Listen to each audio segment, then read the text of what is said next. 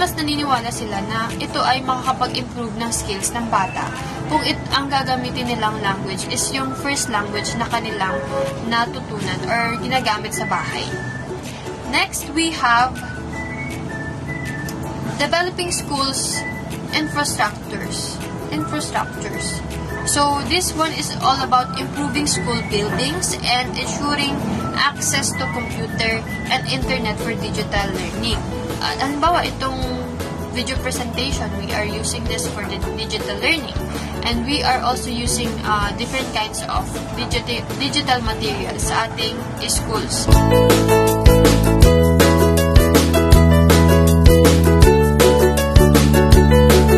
Let's continue to our cluster 2. So cluster 2 is all about physics, engineering, and industrial research, earth and space science, and mathematics.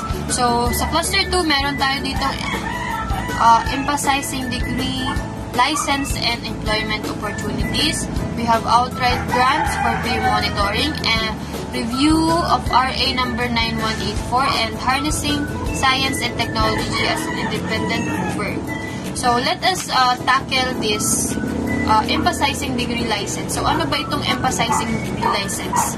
So, this one encourage more people to gain qualification and skills for better job prospect in science and engineering.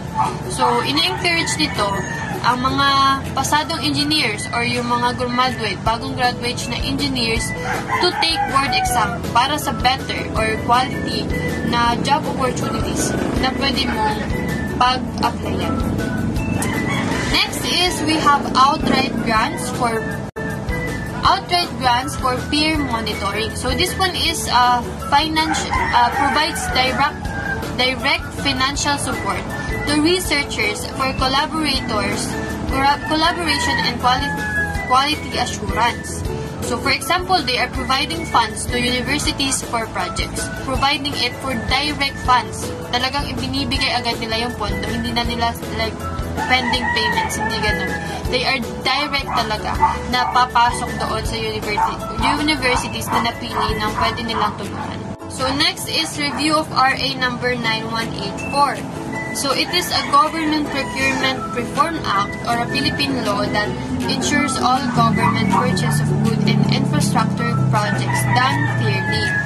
Next and last, for the cluster 2, we have harnessing science and technology as an independent. So this one promotes using innovation and technology to drive the country's progress and growth. So for example is they are using solar so that makapagtipid, di ba? Hindi na gamit natin ng solar para ang makukuha, hindi na tayo gagamit ng mga electric power. And ang gagamitin na lang natin is yung sunlight. So for the summary of Cluster 2, it highlights the importance of education, funding, good governance, and technology in advancing national development.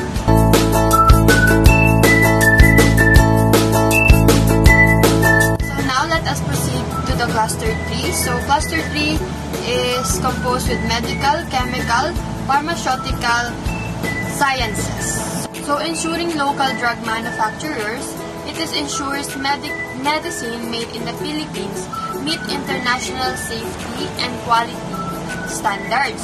So for example, the FDA or the Food and Drug Administration checks if local products or local drug products meet ASEAN guidelines before being sold. For the FDA, sila yung sumusuri o sila yung nag-iisa-isa ng mga medicine na gawa galing sa Pilipinas. They are checking if that medicine can be sold to the Filipinos. Next, we have creating an educational council dedicating to the standardization. So this council sets rules and training standards for pharmacists, healthcare workers, For example, merong isang brand na tinayo sa Pilipinas. And that brand follows all the curriculums, the standard curriculums na dapat sa isang paggagawa ng isang pharmacy. So, okay yun. Pwede siyang magtayo ng pharmacy sa Pilipinas because it sets standards and that they qualify to that standards na pinapagawa sa atin ng gobyerno. Next, we have empowering food and drug agencies to conduct. So, this one allows agencies like the FDA to study and use scientific data to improve health policies. Example natin dito is FDA studies vaccine effect before approval. So, tinitingnan muna nila yung mga effects ng medicine, ng foods, bago nila aprobahan yung certain product na ibibenta sa ating bansa. We have allocating 2% of the GDP. So, what is GDP? It is gross domestic product. So, ito yung total value of all goods sa isang taon. So, it provides more national funding for scientific and medical research to promote innovation. So, ang example po natin dito is the government funds projects to create new medicine. So, ginagamit yung pondo, may pondo tayo sa gobyerno na ginagamit natin to funds projects to create new medicine.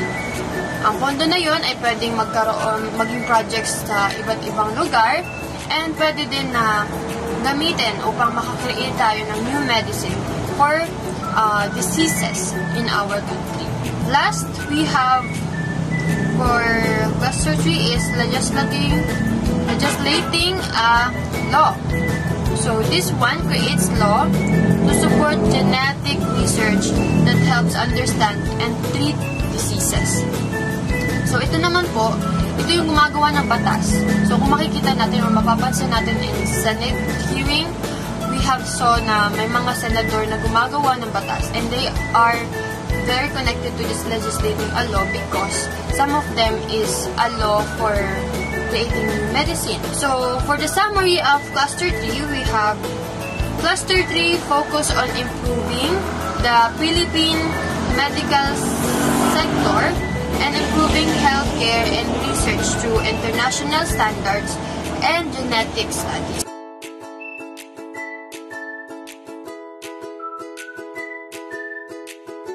Now, let us continue to Cluster 4. So, this is our last cluster. So, sa Cluster 4 po, meron tayong biological science, agriculture, and forestry. So, ano ba nakapaloob dito? Ayan, tatlo lang ang meron tayo sa Cluster 4. So, sa protecting and conserving biodiversity, ito po ay tumutukoy sa pagkikip ng mga plants and animals to be safe. At parang ikinocombine po natin yung plants and animals. At the same time, ay naaalagaan silang pareho. Next, we have using biosafety. So, what is this? So, using biosafety, it ensures safe use of living organism in farming and science across ASEAN. So, ito po yung mga sinasabi ko is, ni-research ko po ito para mas maunawaan po natin kung ano yung mga nakapaloob sa clusters. Right? So, ang example po natin dito is checking new crops. Checking new crops are safe before planting everywhere. So, ayan, we are done with Cluster 4. And the summary for Cluster 4 is, Cluster 4 protects nature and food safety by following environmental laws. So, using safe science and setting shared ASEAN standards. So, ang ating Cluster 4 po is about protects nature food safety by following laws.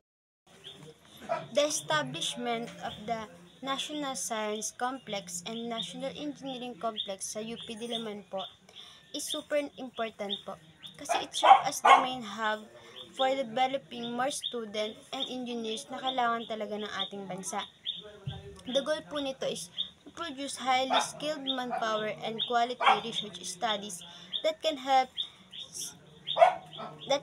solve national problems like energy, health, environment, and technology.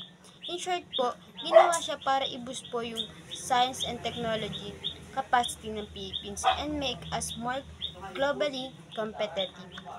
The Philippines Academy Science and Engineering or PAS PAASE in 2008 ay nagsuggest po ng different programs to strengthen science and tech in the Philippines.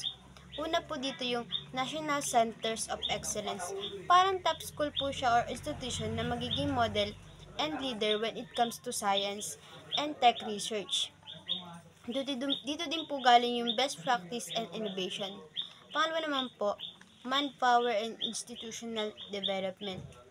Through engineering and science education program naman, goal is to produce more PhDs. Basically, mas maraming highly trained experts in science and engineering para may mag-lead na research and industries.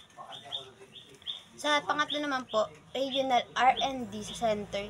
Hindi lang dapat tayo concentrated sa Manila, yung research po. Kasi dapat may research hub din tayo sa iba't ibang regions para mas marami po yung industries at masupport na development. Science and technology business centers naman po. These are like incubators na tutulong sa mga technopreneurs and innovators. Dito sila bibigyan ng advice, support, at assistance para ma-turn into business yung research ideas nila. And last, strengthen early science education. Sa bata pa lang po, tinuturuan na sila ng scientific mindset and advanced learning. Philippine Science High School is an example po kasi it trains students to become future scientists and engineers. So, education, the Philippines really focus in improving scientific literacy student. Kaya nagkakaroon ng special science classes and even special science elementary schools sa iba't ibang regions. Plus, tuloy-tuloy na-improve po yung teaching ng science and math. Tapos, with the K-12 naman po, ginawa po nilang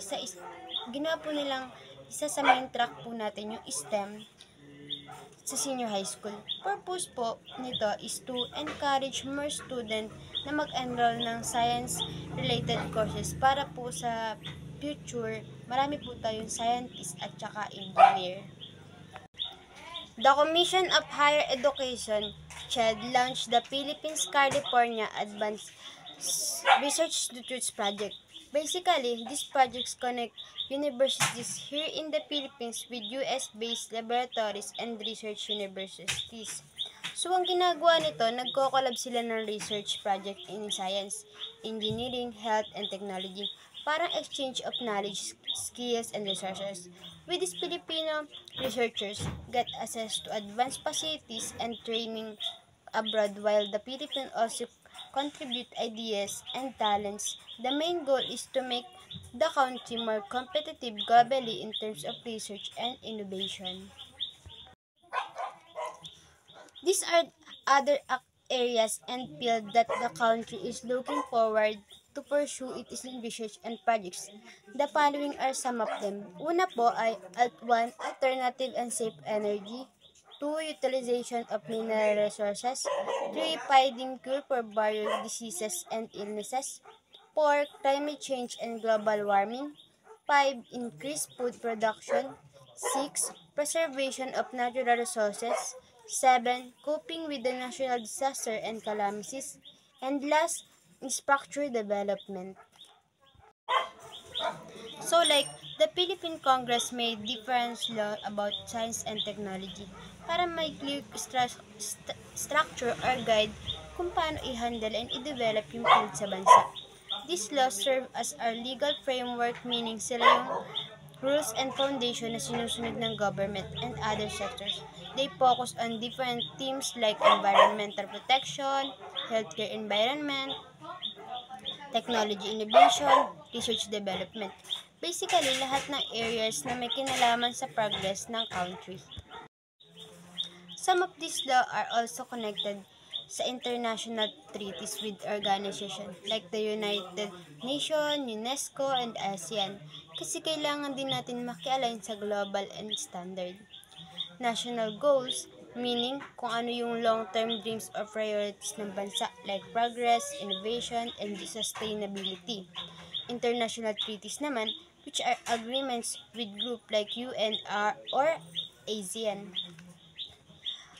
Legal frameworks naman, which are basically the laws that are give structure and authority to all science and tech activities. And last, yung social needs, issues, and problems like poverty, health, climate change, education, and disasters. Kasi policy should actually help people and life situation. Dito na po tayo nagtatapos. I am Gail April Terapalbao, and I hope that you learned something from this report. God bless you and have a good day.